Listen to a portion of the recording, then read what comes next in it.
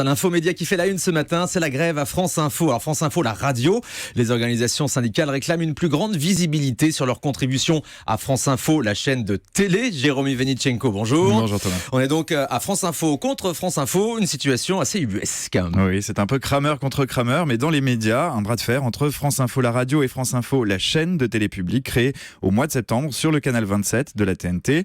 Depuis 5 heures ce matin, l'antenne de Radio France est très perturbée. Ça fait suite à un appel à la grève lancé vendredi dernier par plusieurs organisations syndicales.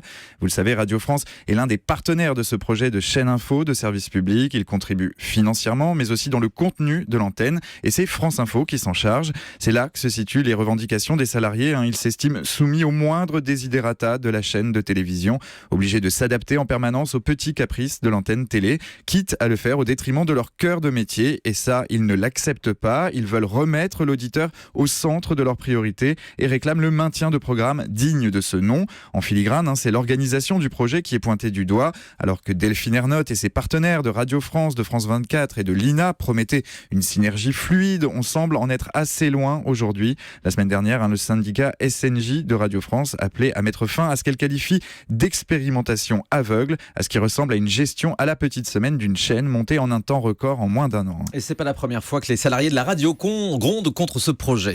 Oui, les interférences entre la radio France Info et la télé France Info sont nombreuses. On se souvient qu'au moment du choix du nom de la chaîne télé, le même que celui de la radio, les équipes de Radio France craignaient une confusion dans les esprits. Ils n'ont pas eu gain de cause sur ce point. Un épisode est aussi resté en travers de la gorge des journalistes. C'était mi-septembre avec l'annonce d'une alerte attentat relayée sur l'antenne de la télé France Info, mais démentie sur les ondes de la radio France Info. Le hic, c'est qu'il s'agissait effectivement d'une fausse alerte. L'épisode avait fait naître des tensions entre les deux antennes, les journalistes de la radio reprochant à la télévision d'avoir voulu aller trop vite et d'avoir engagé la crédibilité du nom France Info. Avec le mouvement engagé ce matin, on constate que l'harmonie tant espérée est encore loin d'être une réalité. Ah oui, c'est pas simple de travailler ensemble. Le visage de la télévision France Info devrait changer dans quelques semaines. Oui, en janvier, on assistera à une relance de la chaîne. Fini les rappels des titres le matin et le soir, des flashs qui étaient assurés jusque-là par les équipes de la radio, qui vont récupérer en contrepartie la conception d'un journal à la demi de chaque heure. Un journal qui prendra le dessus sur celui diffusé à la radio, simultané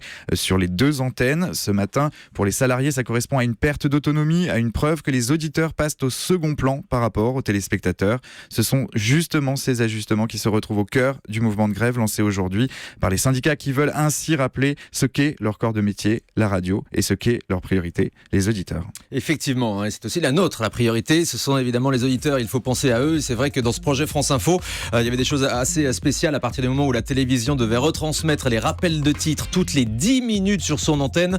Ça implique une construction de l'antenne extrêmement compliquée pour la radio et ce qui donne parfois à l'écoute des choses surréalistes. Je me souviens d'avoir entendu pendant la retransmission d'un match de foot, le match de foot coupé par ce rappel des titres qui est imposé donc par la télévision. J'espère qu'on vous a bien expliqué cette situation à France Info. Merci Jérôme. On va se retrouver dans un instant avec notre zapping. Très bonne matinée sur Europe 1.